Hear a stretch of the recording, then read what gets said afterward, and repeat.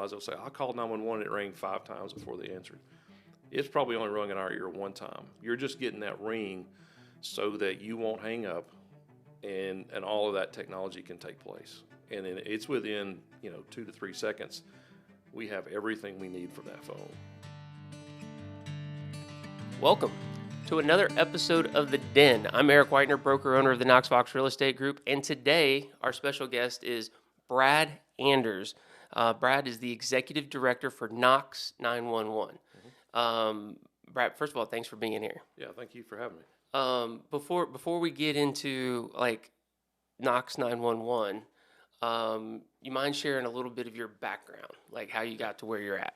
Yeah, so when I was 19 years old, I started at the Knoxville Police Department in the cadet program. It was actually the inaugural cadet class, the 18 to 24-year-old or 18 to 21-year-old group. They were trying to keep people from going to the military and losing, the local kids to other jobs. And so Chief Keith started the cadet program in 92. And so I left there in 2019 as a lieutenant after 27 years. And then during that time I was on county commission for 12 years. And so the job opportunity at Knox 911 came open for the executive director, applied for the position. After a long process was offered the position, and so we started there. That's awesome. And so you've been with Knox 911 for how long now? It'll be 5 years in October. Okay, yeah. So that's a good stint. You've got some time under your belt. Yep. And from being in the field to this part, what has there been a big adjustment because you were in the field? Yeah, on the other side of the radio. The adjustment is you're not doing the day-to-day grind of the call center. You're not running calls or you're not taking calls. You're doing the administrative side, which is a totally different pace, totally different mindset. And so adjusting to that, my last 5 years at the police department, I was a lieutenant in the criminal investigations division, which is a much slower pace than patrol. Yeah. And so I got a little bit of that there, and then administratively with commission, I got that little bit of that it's the big picture, right? You want to look at the big picture instead of what's right in front of you. So it's been an adjustment. It's a growth period. We're still growing in that leadership and management style and developing that, and always trying to figure out ways to get better at that. But yeah, big adjustment. So for people, obviously everybody knows what 911 is, right? Because every time you call the doctor's office, they always tell you if it's an emergency, call 911. Everything. But what exactly does Knox 911 do? Right. So we are a consolidated center, which is a very good thing. The city and obviously the city of Knoxville and the town of Farragut reside in Knox County. And so we take all the initial 911 calls for the city and the county. It's one consolidated district. The non-emergency versus the emergency amount of calls we take is about 50-50. And so there's about 600,000 calls that go in and out of our center every year. Most of those are, half of those are emergency 911 calls. Half are 10-digit lines for the fire, police, sheriff, things like that. And then our dispatchers are making 70,000 calls a year out to help assist with calling for a wrecker for the sheriff's office or the police department, or calling public works or engineering department to block a road for a tree down or something like that. So there is an enormous amount of work that gets done by the call center employees. But we take all that, we dispatch for those groups as well. So we dispatch for the sheriff's office, the police department in Knoxville, Karnes Fire, and Knoxville Fire. And pretty soon we will start assuming the responsibility of dispatching for Rural Metro Fire, Seymour Volunteer Fire, which has some square miles in Knox County and South Knox County, and also Rural Metro Fire and AMR Ambulance. So we'll assume that responsibility in the next 4 to 5 months as we train their employees. We've bought equipment to do that. And so that'll take place hopefully around the first of the year or a little before. And so At that point, currently the AMR and the Rural Metro group, they have their own employees in our building. All those employees will become ours. That responsibility will become ours. The technology becomes ours. And so it's just a continuity of service. So currently somehow when someone calls 911, it routes it based on does it route it based on location or Yeah. because I was just curious, like one phone number, how does it distinguish between city of Knoxville and like say town of Farragut where you have rural metro? Yep. So it's all geospatially routed. So your cell phone, 90% of our calls come in over cell phone. Okay. And then the other 10%, some of those are VoIP phones, some of those are copper landlines, which are very rare, but they happen. So we know where your location is. We confirm that location. We confirm the phone number and information we got from that phone, that apparatus. And then it tells us, who's the fire department in that area, who's the police department or the law enforcement. And of course, AMR is the ambulance service for everybody. So all of that is done technology. The technology behind a 911 call is amazing. Sounds like it. It's really intriguing. In the state of Tennessee, we have one complete. It's called the ESI network. It's Emergency Services Network. And so the state of Tennessee has a contract that every 911 center in the state is connected to. And so if one goes down, we can start taking adjacent counties' calls if they go down. And so we can route all of that stuff. But it's a really intense amount of technology that occurs within milliseconds. It's pretty wild. It's amazing that what happens. So one of the things that people realize, they'll say, I called 911 and it rang 5 times before they answered. It's probably only rung in our ear one time. You're just getting that ring so that you won't hang up and all of that technology can take place.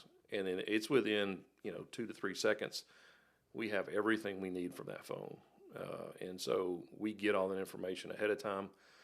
And our callers, our people that are answering the phones are starting to process that information immediately. And so all of that happens within seconds. So how many people do you have working in the 911 center? So in the center, there's on every shift for us, now AMR Rural Metro will have another 6 or 8 or 10, depending on the shift and the time of day. But, I mean, we could have 30 total in the room, 35, 40. And not all of those are answering the phone. Some of those are dispatching. So we separate those two things out. We separate the call taking and the dispatching. But your smaller counties, Loudon, Blunt, they'll answer the call and dispatch the call. Okay. We try to separate that out just due to volume.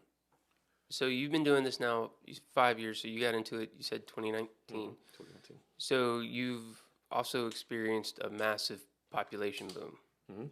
Have you seen with that like a correlation? Has there been as much of an increase in 911 calls? So yeah, there has been, but also we're taking some of that technology a little differently now. And so some things, for example, ADT alarms. An ADT alarm comes in on the computer. It's not a person calling or anything like that. So it's not AI, it's computer learning. But some of that stuff is not a direct phone call anymore. So the questions are already answered when they get there. We've just started ingesting some information, some calls that go directly to dispatch. They skip the whole call processing altogether. And so the number of residents have increased dramatically. The calls have been steady, but we've taken in different technology to make it more simple for us to do that. Maybe more efficient. Yeah, it's much more efficient. Huh. That's pretty wild. So what's like, okay, so I assume you mentioned that the system we have here is obviously different than it is in other counties. You're doing it for the city of Knoxville, which, for people who don't know, when you live in the city of Knoxville, you pay county and city taxes, and part of your city taxes go to police, fire, emergency services. When you live in the county, you don't really have that. So you have your sheriff's department, and then you have volunteer fire or like rural metro, which rural metro is subscription based. So you're dealing with you're about to take on rural metro, so you're dealing with all these different entities that maybe answer to different people? Like, it's just, is everybody on the same? I assume everybody's on the same page. Yeah, and so we're really blessed here in Knox County that we are mostly all on the same page. They want to get the right people to the right place at the right time, right? Everybody wants to do that. How we do that is different, and so that requires our team to be flexible, to know that protocols for Carnes fire or AMR or rural metro fire are different, but the response to getting the right people to the right place is the priority, right? And so Right. they're not drastically different. And what they've done over time, recently in the last 2 to 3 years, they've all tried to, the fire guys have gotten together and said, okay, we want it to look as much alike as we can, because when they get on the scene, they want to be interchangeable. If they are working together on it, if Carnes has to come help a rural metro or vice versa, or go to Seymour and help, they want to be able to seamlessly do that. And so we've tried to make as much the same as we can, and they've been great about doing that. And so we are very blessed with the cooperation that we have interagency, and also jurisdictionally with law enforcement and EMS and fire. They have worked tremendously hard to be cooperative. So, do you, obviously being in that spot with all of that data, do you see like anything that, like, trends? Like, wow, why are we having so many of these calls over here? And yeah, like, what's going on, kind of stuff? So the agencies really do trending. We get raw data, right? So we're getting if there's a wreck on the interstate, 25 people are calling us. And so they may have a different view of the wreck, or they may have seen something that caller one saw something caller two didn't see, or vice versa. So putting all that together is difficult at times, but it is a tremendous amount of data coming in, and how we disperse that data and parse through that data. And so we don't see the trends, because you may call in, there may be somebody that's you think is arguing on the side of the road. We get there and they're just play fighting, or they're just, so we don't know that that's not a fight, right? Right. And so we don't generally do trends on what's going on. Now we can say, hey, we've got repeat alarms, or we've got repeat calls in this area, but the police departments and the sheriff's department, they have crime analysis, and they do analysis all the time. And so they see those trends better than we do, because again, we're dealing with raw data and not the conclusive information that is there. So at some point, I'm gonna have Jeff Devlin back in here. He's already been in here once, talking about, he was running for board of mayor and alderman, but to talk more about rural metro. But I'll go ahead and talk to you a little bit about it. It's a subscription-based service, which I know is new to a lot of people, especially people who move here, right? And there's a lot of people who've lived here a long time that still don't maybe fully understand. Yeah.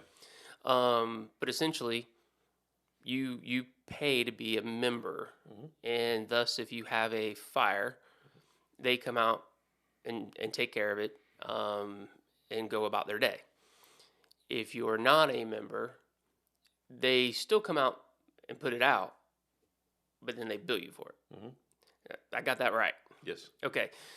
There are a lot of people, I think, that are under the impression that if you're not a member, they won't come. That's not true. None of that. So Carnes is actually on a subscription service as well. Seymour is still purely volunteer payment, but that is not true. They don't say that. Well, they don't. Number one, the firefighters don't know who's a member and who's not a member. Right? They're showing up blind as to that process. We don't know that. We don't see that. Those are private subscriptions with those two companies. So whoever calls is going to get response. Okay. Which I knew that, but yeah, it's important for people to know. It is important for people to know. And I know a lot of people don't understand, like, why we do that, but and not to pick on any other portion of our county, or people who do these jobs are putting their lives on the line, right? Yep. But I like to tell people that we have rural metro, which is, in my eyes, is a step up from, say, a volunteer fire department. Quicker response times, maybe better trained people, this, that, the other. It costs more. Am I accurate in saying that? Well, I mean, there's some of the volunteer agencies you could say that about, but there's also a lot of volunteer firemen that are full-time firemen somewhere else. They may just, for example, Seymour, they may have gotten their start in training at Seymour, but went and worked at Rural Metro Carnes or the city of Knoxville, but go back, right? Oh, So okay. volunteer fire departments do have very good qualified people.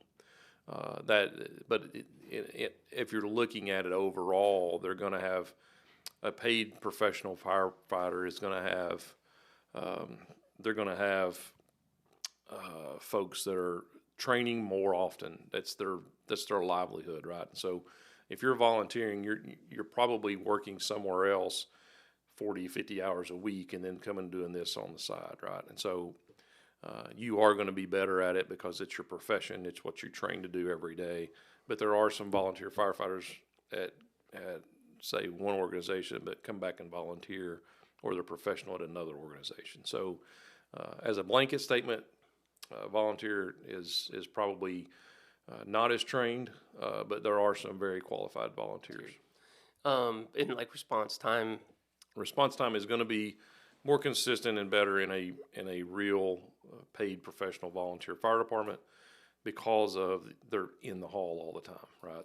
They're getting paid to be there all the time. A volunteer may have one person on the truck and 4 or 5 people coming from work, or coming from other things. Right. So that takes a little bit extra time, and that's why I have some friends, obviously, in the insurance industry. Typically, being near a I don't want to call it a real fire department because that sounds bad, right? But next to A professionally staffed fire department, yeah, your insurance will most likely, it's like being right next to a hydrant. Your insurance can be a little cheaper, because the chances of maybe having a total loss may be higher if you live way out in the county and you have a volunteer fire department. The difference between police, city of Knoxville police and the sheriff's department. I know when I have had conversations with people here in Farragut, they want to increase patrol. They would like to have more cars on the street in our area, which there was a nice gentleman giving tickets on Campbell Station this morning because of the school zone, which I know we need because just a couple weeks ago, we had a young girl get hit waiting on the bus.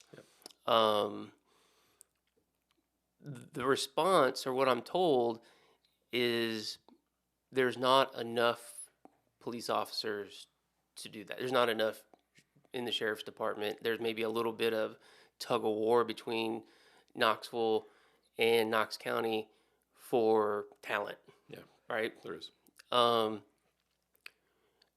do you, especially from your experience, how do you see that playing out? Like, what do we need to do to make sure we stay ahead of the game on having people on the ground?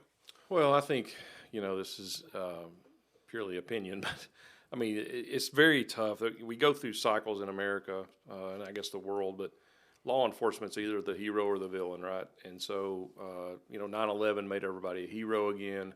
And then that just kind of, we go through these phases of we haven't had an event that's brought the country together to cause that to happen again. So law enforcement has always went through phases, and right now we're just in a trend where it's tough to be a policeman.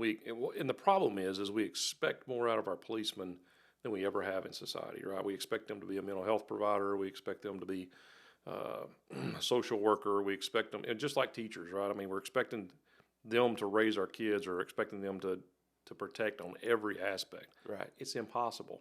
And so you can't pay them enough. You go and you do that job 12 hours a day, and you're dead tired. You've got to go and be with your family. You want to be a family person. It's excruciating as a job as it's ever been because of the expectations of the public.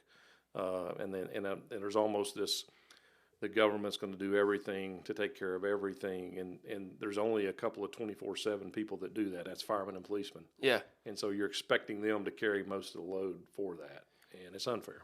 So essentially, what I'm hearing you say is we don't have enough people in the system, like Interested in being a police officer. Right, yeah. And so therefore, that's where the staffing kind of issue comes from. And so if you go back and when we've had great staffing levels, they're coming out of, the Desert Storm and all that. These guys are getting out of the military. Now that group, for the most part, has gotten out or retired from the military, and you're not getting that flow of trained public servant type people. And so the military's down, then law enforcement's going to be down, because that's just, they exchange people. Once you're done with your military service, law enforcement for a lot of guys is a good fit. And so coming out of that, it's a paramilitary organization, right? There's rank and structure, there's rules to follow, there's all of those things they've been used to for 4, 8, 12 years. It just makes sense for them. And with that dwindling, that job pool, that applicant pool is smaller.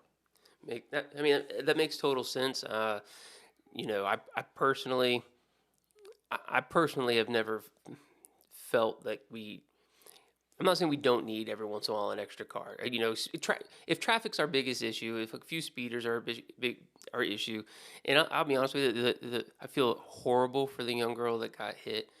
There were a couple people that they lashed out pretty quick and blamed, like, the town of Farragut. They want to blame somebody for it. It was an awful thing that happened.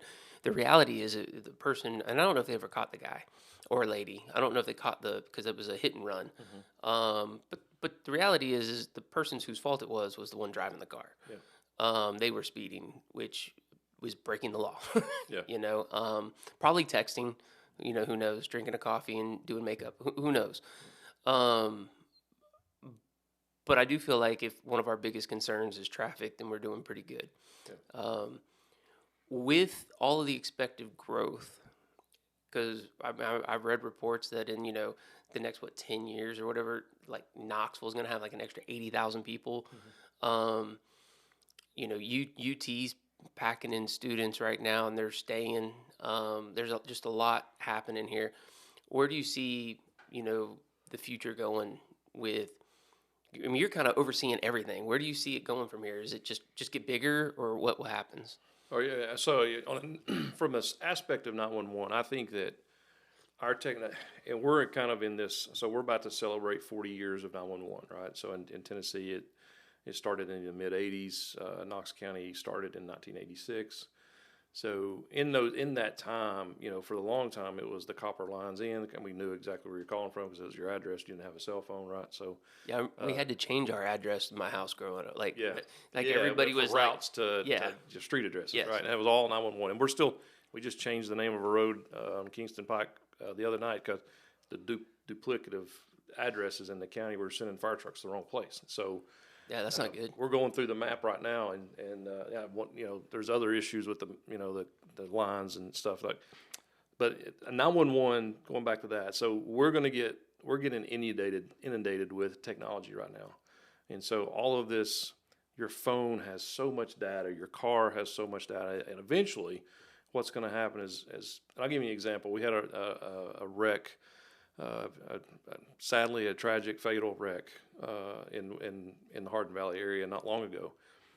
The phone in the car, not the car, but the phone in the car called us a minute before a human called us. And so we knew there was a crash. We could hear voices. So we had the sheriff and EMS en route before a human ever talked to us. That's crazy. It's amazing. It is almost 40 seconds of that time, right? So we are going to get to the point, and it'll get to the point where all the modern cars, if you crash your car, it'll tell us how many people were sitting in the seat, how many people had their seatbelt on. We won't get this. I don't imagine we'll get the speed and everything, but all of that data is going to be in that car, and it's going to be transmitted with crash data. It's not going to come from a phone. It's going to come from your car. Yeah. And so all of that data will come to us. Eventually, some of it is now. There's a fatal accident, or not a fatal, but a head-on accident on North Shore where Porsche called 911 as a Porsche data center calling 911. So all of that's coming, right? So we've got to be prepared. And when I talked about the 40-year thing, we've got charter employees. We got people that came on day one.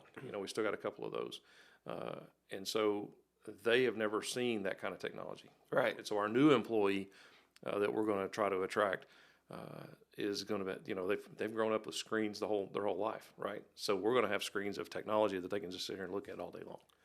Okay, so now I feel like what's happening is we're taking stuff that we've seen in movies that we're like, oh, that's really cool, It's and then gone. somebody's in the background just like, we're just gonna make that happen, right? You Yeah. know, so um, and the stuff in the cars is really cool. I like the idea from that standpoint, but I have a feeling at some point there's going to be that, hey, you're going 5 miles over, and it's just going to be like, Yeah. like Yeah. it's just going to slow you down. Yeah. And My wife don't even like when the bell rings and she don't have her seatbelt on yet, right? So yeah, I mean, I can imagine what if that would happen if her oh, car got governed. there are a few features on automobiles that, and I know there's safety features, but like, so Terry Joe has an Audi Q7. I have a Ram. I had to turn a lot of my stuff off, like backing up. If it thought that I was too close to something, it would make a lot of noise and slam on the brakes. Yeah. And I mean, enough to almost give you whiplash. And hers does this thing you can't turn it off, where if you're turning, let's say you're making a left hand turn across traffic, right? And it senses oncoming traffic. It will do the same. It will slam on the brakes. And she's like, you like can't. It's hard to override. Yeah. Yeah. But it also like freaks you out. You don't know when it's going to happen. It's not over, super consistent. And the last thing you want to be is stopped in the lane. Yeah. So yeah, I know they're going to keep getting better and better, but I think when you're like you and we grew up with, I mean, carburetors, Yeah. right? I mean, you still had to ask the question: does it have power steering? Does it Yeah. have electric windows? Yeah. Now we have cars that drive. Yeah. Right. Mine has a parking feature, and I've never used it. Yeah. So, I was looking on the website, Mhm. and it sounds like Knox 911 has been sort of kind of ahead of the curve on a lot of things. Yep. Where does that come from? Because I think a lot of people don't think of Knoxville as necessarily ahead of the curve on a lot of things. Yep. But here we are with something that people don't really necessarily see, Right. and it's impressive. Yeah. So a lot of the things that early on, when it was first opened up, you had Sheriff Hutchison, you had Chief Keith. They were very progressive. They both took their departments and moved them decades into the future. And so when they did that, they also moved 911 into the future because you had to go with them. Yeah. And so we've just got a great team, right? And so we were the first accredited 911 center in the state of Tennessee. We were the first. The city of Knoxville training, the city of Knoxville police, and us were the first to receive the accreditation triarch award, which means all three of us hold and maintain CLE accreditation. We were the first ones in the world to do that.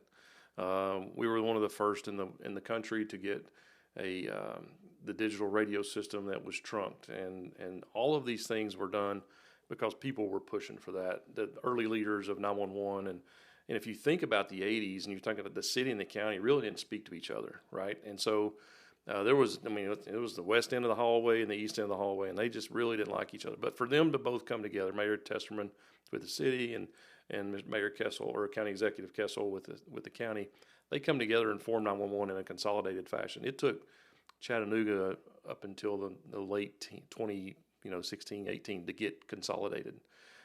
We've been consolidated since day one, and so it's been really cool to see that and to go back and look. If you know the history of Knoxville, and then know what occurred in then. So we're still trying to be forward in our technology, but right now the 911 technology industry there's all kinds of data that's coming in. There's all kinds of technology that's there's one technology that right now there's a school system that. One of the private schools has got an emergency alerting system. I won't talk about a whole lot about it or even name the school, but I mean, they can notify 911 within what used to take a 2 to 3 minute phone call. They can notify us with a hit of a button, and we know that they're in crisis and they need us, and we're starting within seconds. So you're taking minutes into seconds. That's a huge deal for especially a school incident. Right. So we're working to bring all that technology as we can to make it available to our folks in the community. And we just got a great team of people. Knoxville's in the state of Tennessee also. You got to give the state of Tennessee a little bit of credit, or a lot of credit. They lead the nation where I talked about that ESI network earlier.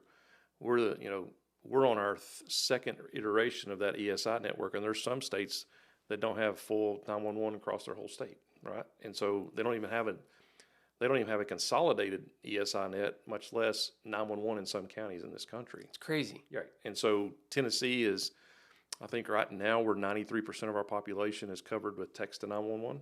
So I was one of the things I just saw. That's like one of the most recent updates on there. I'm not familiar with text to 911. So if you just in your phone and Like, don't do this right now. yeah, don't do this right now. So if you what we say is if you can call, if you can't text, right? If you can't call, text. We've done this. We've already had domestic violence victims texting us. They don't have to talk, right? So you just in your text pull up 911. If the service is up and available in your area, it'll pop up and say, "This is Knox County 911. What can I help? Or what's your emergency or whatever."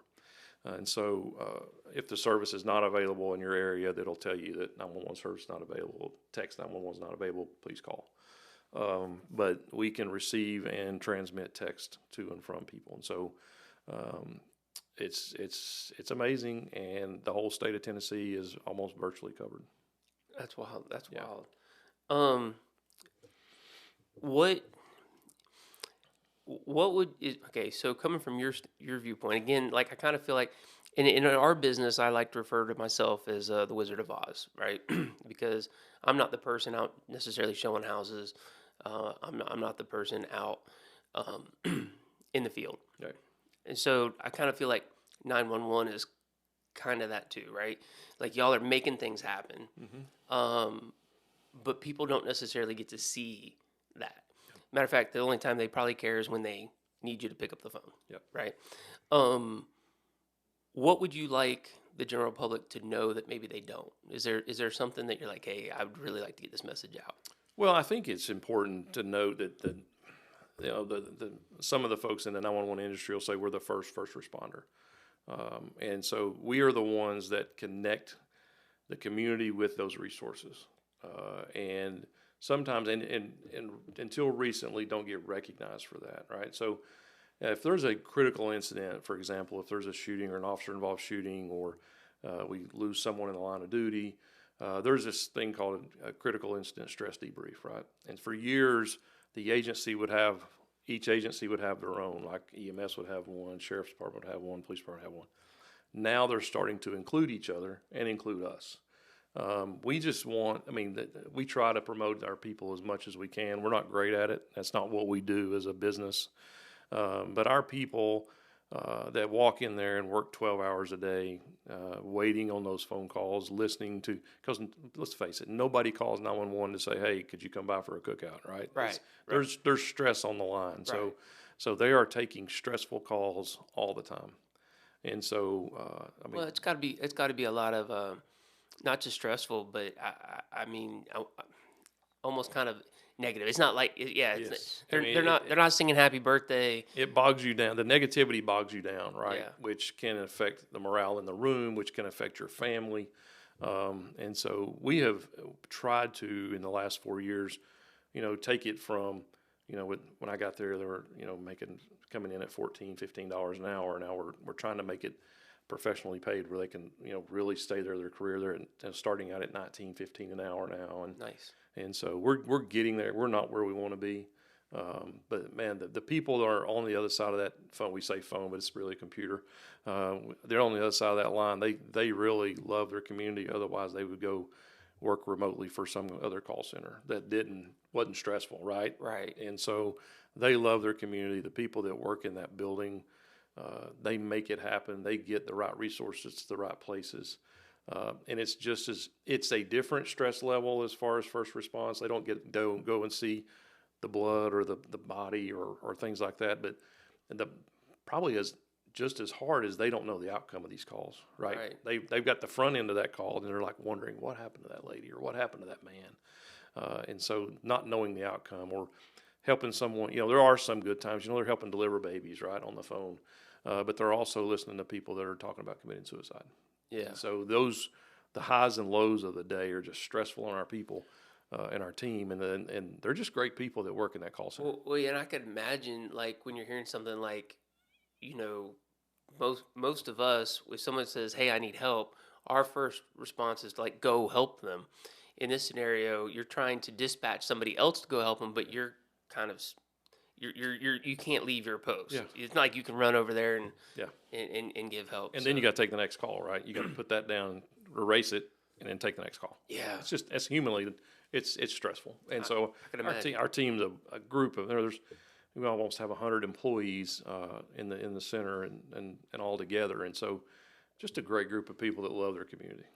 So what do you from your role? What do you? It sounds like you've got great technology. What do you though need? I feel like every part of government always needs something. What do you need going forward? Um, I think our team, me personally, I need to grow in my relationships with my folks, right, and get in there and know my people more and get out of the everyday grind of what I do and what they do, and kind of we got to be more intentional about loving our people. But as an organization, I think we just got to get ready for this generational change, right? We've got some tenured people that have been there a long time that we know are going to take that knowledge and experience away from us, and we've got to get the next generation ready for what 911 is today and then what it's going to become. And so that's what we need to do is develop our leadership, develop our next generation of leadership, and also find where our next group's coming from. So one of the things that we're doing is Fulton High School has a public safety track in their academy, and so they're working really close with fire because they got a great relationship with fire and police. We're going to start training this semester. Actually, start training some of their folks that want to work in our call center maybe after they graduate. We're going to start training them and certify them while they're in high school, and then when they come out, hopefully in the summer, they still want to be a part of it, and we can have some openings and we'll hire some of their folks. And so I think getting prepared for the future and getting prepared for this generational flip that we're in as an industry. Interesting. All right, that's cool. So do you mind if we shift gears just a little bit? Okay. Okay, because I know you've been involved in the political scene. You did run for Knox County mayor. Where do you see us as a region, a county?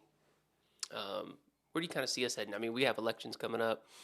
I know Glenn Jacobs is probably looking at. I'm assuming he's looking at governor. I wouldn't. I mean, there's speculation to that. There's, I haven't. Me and him have not had that conversation, so I can't speak to that. Okay, fair. But yeah. okay, so beyond that, Yeah. with all the growth, like where do you kind of see us heading? I know there's a lot of people. There's a lot of people who've moved here from other areas, California, for example. They moved here because we're more conservative, right? But then there's a lot of people who are afraid that because we had so many people move here that we're kind of losing some of what we were. Are you seeing any of that? Well, I think it's obviously just change. I don't think that I do see a shift in from conservative to moderate to left of center. There is a shift there, right? So Knox County will have to decide what they want to look like in 10 years really quick. We've got, in 1988, the city went out of the school business, so the county inherited all those, the maintenance on the buildings that are very old. The inner city has some very old schools. There's going to be some things that we need to do very soon to keep up with the growth, right? Or even to catch up with the growth. It's really not keep up, it's catch up. Right. So we've decided we want to live on growth, but now living on the growth is probably no longer possible, right? So we need a plan moving forward. Is where do we invest our money? We're going to have to, look at another high school probably in this area somewhere, I would imagine. You're going to have to look at rebuilding some inner city elementary schools because there's a lot that were built in the 50s and 40s, right? Right. And so, or I say 40s, that's probably not true, probably 60s, 50s, and 60s.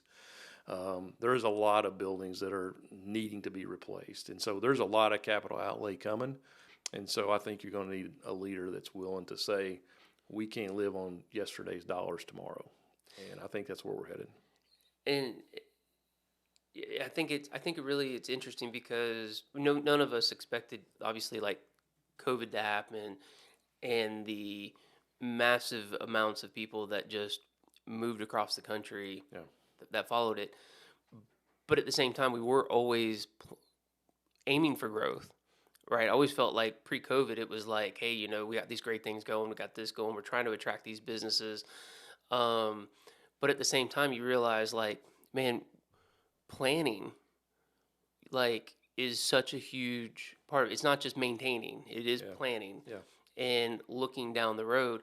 One thing and it's the reason why I had John here last week with Cook Bros, him being a developer and seeing the constant back and forth struggle between, the community and the people who are boots on the grounds, making these developments happen.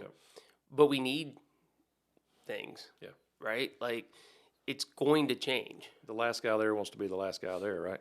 Yeah, right. That's right. That's a good way to say it. So you can't. I mean, you got a pasture behind you, a field behind you. You want that view the whole time, and it's going away. I mean, that's what I keep saying. It's very difficult, but it's going away, right? And so you can't do what you've been doing and expect to get a different result. And like I said, like we need things, those services, to be able to, you need the new schools, you need the new roads, you need stuff to make things, maybe safer, but, things that work better. There's just a lot of things that I feel like we're going to be in that catch-up mode for a while. Because, I mean, even out here on the interstate, they got big plans, but it's going to take a long time to put that. We're not going to get a wider interstate in a week. Well, and I think the thing with it that people don't realize about TDOT, they've done a tremendous amount of work in East Tennessee. TDOT has, but it is the slowest process. And I'll give you an example. Emory Road in Harrell is in Carnes. It's an offset intersection with Carpenter Road. It's very dangerous. I haven't been on commission in over 6 years, around 5 years. Haven't been on commission that long, and we funded that improvement, putting a red light up, and building that interchange. I left commission in 2020, so 2018 we funded that. It's still not built. See, it's insane how slow.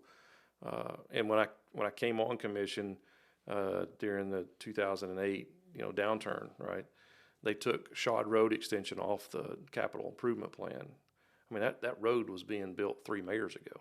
Yeah. And it's a large project, don't get me wrong, but it shouldn't take 3 mayor terms. 3 mayor terms is 12 years. Yeah. It is kind of mind-blowing. And the hard part, when I see people, they're like, hey, well, we don't want to see this neighborhood built until these roads are improved. Yeah. But we don't want our taxes to go up either. Yeah. And so, there's this constant struggle, and I just sometimes I just wish somebody would be able to sit down and just kind of start laying it all out. Yeah. Hey, got to understand this is how it works. This is what the expectations are. So one of the things I try to talk to people about, they talk about, well, shouldn't that subdivision pay for that road, or shouldn't that, say you build 100 homes, right, or 200 homes, the amount of taxes from those 200 homes barely pay. They don't even remotely cover the cost of the schools of those 200 homes.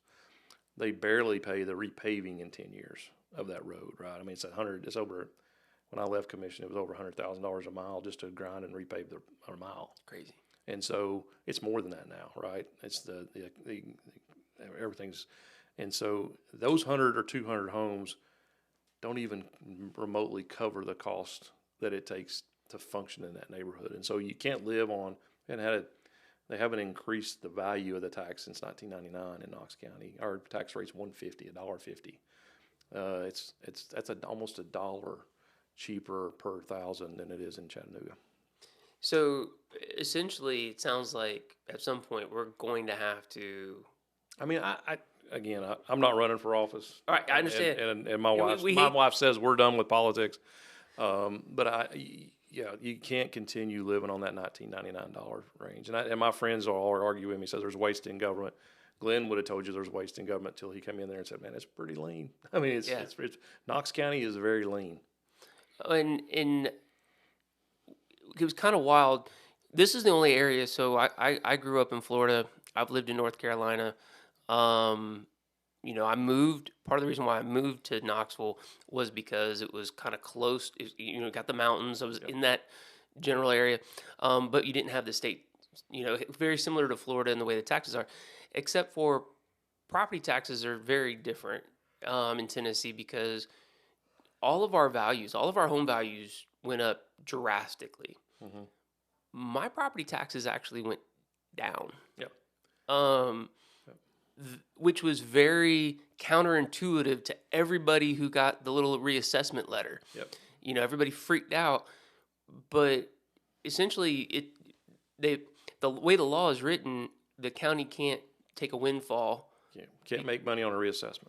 So it comes down to essentially it's got to be a vote to raise the tax rate. Yes. And yeah, so there's a whole process. So even if you wanted as a commission, if you wanted to say, okay, so I think the old tax rate was $2.12, and it went down to $1.50. And so if $2.12, you say, okay, I want to keep it at $2.12 with the new assessments, right? That would be a huge amount of money. That'd be, it's almost a penny. It's almost $2 million right now. So the assessment. So if you kept all those pennies and it's $2 million, what are you looking at? $120 million. You would have to vote to lower the tax rate to $1.50 to make your assessment correct. Come back at the next meeting and raise it to $2.12 if you wanted to do that. Right. And there's some counties that do that. Every once in a while, they'll look at the assessment and lower it back to where it adjusted based on state law, not make money on the assessment, but then you have to come back and raise the tax on the side of it. Which I mean makes sense in a way because you can then adjust the taxes more or less based on a budget, not just random numbers because property values went up. So it would keep basically the leanness. Yep. Because if you raise it too much, people are going to push back. Well, you got to have a plan, right? I think what people are hungry for, I think what fixes all this is a plan. Yeah. If you come in with a 4 and an 8 year plan, I think people will buy into that because they want the things that me and you were talking about. Recreational, they want good, safe roads, they want sidewalks, good schools, they want all that stuff. Yeah. And I think if you had a plan and carried out the plan, they don't mind paying for it. Advanced Knox. Yeah. Do you feel that's part of the plan? I think I think you had to improve it. I didn't get into the depths of Advanced Knox. I don't know exactly. I think there's some really good things in it. I think Town Center kind of approach is a cool thing. I think North Shore Town Center is a phenomenal development. Mm-hmm. It took a long time, but I mean, that was the economy at the time. But I think it's a phenomenal development. I think it works well. I think it provides green space for those residents, and it, you really could get a golf cart and not leave there. Right. And so there's a lot of positives of that. But I think Advanced Knox is a good start to moving forward. Well, it's one thing I've sort of said is like we have to have something. Yep. We need to get like on because not having a plan is a terrible plan. Is disastrous. Yeah. Awesome. So I appreciate you going down that lane with me. I didn't really want to, but I will. Well, at the end of the day, these things are important. I think, hopefully someday I'll have them on here, but I'll be honest, I wasn't too sure in the beginning about Glenn Jacobs. Mm-hmm. I think he's done a really, really good job.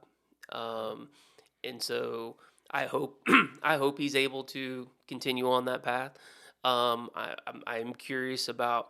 I already have one person who's thrown their name in the hat for mayor is said they would be on the show, so I'm excited about that. But I think it's important that people we don't just wait until it's time to vote to be like, oh, what's happening. Man, yeah. People need to be involved on a regular basis. So, you're in a position where I feel like you kind of see, what's kind of happening in a different viewpoint. I do. So I answer to a board, right? So we are a separate entity from the city and separate entity from the county, but the county mayor holds appointment on our board, and there's people that are on our board by position, right? So the two mayors, city mayor, county mayor, are on the board. The sheriff, the police chief for the city of Knoxville, the fire chief for the city of Knoxville, and then there's 6 other appointments that Mayor Jacobs makes. And even during the campaign, he and I were not adversarial at all. He and I got along great. We get along. I mean, the day that he won, You can't be adversarial with a man who I could. couldn't run faster than him. Yeah, he and I have. I mean, the day at the election commission, we looked at each other and said, "Hey, that's over.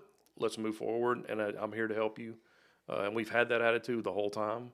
And so coming in, and I've, 911 deals a lot with state law, and so the way the laws are written, it's a local entity, but there's a lot of. I'm on the state 911 board. I'm a vice chairman of the state 911 board. Probably be the chairman of the next meeting, and so we are. Knox County is kind of moving forward in that politically. We were never involved on the state level prior to. Well, we haven't been involved on the state level as 911 for a long time. We kind of let that just simmer and let somebody else do the work. Now we're involved in the state side, and our state delegation has been 100% lockstep with us moving forward. They have been gracious, very gracious to us. Everybody on the delegation, they've supported us 100%. So awesome. Yeah, we have got as 911 as a community, as 911 Knox County 911 community. The state delegation is 100% behind us. My board has been phenomenal in supporting us. The city council and county commission have been absolutely amazing to deal with. That's good to hear. Again, that's what I think makes our community what it is. The collaboration, the neighborly, the personalities of our people. It could be real easy to make everything a fight all the time. Yeah. Especially if you're trying to make a name for yourself. That's probably the easiest way to get attention. But at the end of the day, it doesn't serve anybody. That's it. So, considering that all of these positions we're kind of talking about are all serving type positions, it's really good to hear that everybody's working together and collaborating and making things happen. All right. Well, I feel like we're kind of getting towards the end here. Yep. Is there any last things you'd like to say or to tell the general public? No, I think really, I'm grateful to be in a position I'm in. But I think the room of people that I get to work with every day, the team at 911, loves to serve the community. They are community servants at heart, and even in the hard days, they come and serve. And I think appreciating them. One time there's a week in the year that's Telecommunicator Week, and I mean there's multiple businesses that bring a meal for every shift. There's multiple people that come and drop stuff off or thank you cards, and we appreciate that. And so they are first responders in a sense of they connect everyone with emergency services. Yeah. And for a long time, even the federal job classification is secretarial. This is not a secretarial position. We're trying to change that legislatively and nationally, in which it hinders them on some benefits and things like that. And so we're trying to change that, and just that perception that and what people think is they call 911, they work for the police department, or they actually are separate entities that for a long time didn't get included in the conversation, and we're trying to bring that forward, and so we appreciate the community support. That's awesome. Well, man, I appreciate you being here, and hopefully, people got something out of this. I know I've learned some stuff, and so I appreciate that. If you did get something out of this, definitely do me a favor, hit that like button, subscribe to this channel, share this podcast, let people know that this is out here, because it helps our channel grow. And the one last thing I'm going to say is, man, the weather this morning, awesome. All I could think about is football and tailgating. I was thinking about golf, but okay, that works. Yeah. I'm just waiting. I mean, it'll be hot next week. Don't worry. don't crush my spirit. But thanks again, and I appreciate it. And we've got some great guests coming up, so keep your eyes out. Thank you. Yeah, you're welcome. Thank you.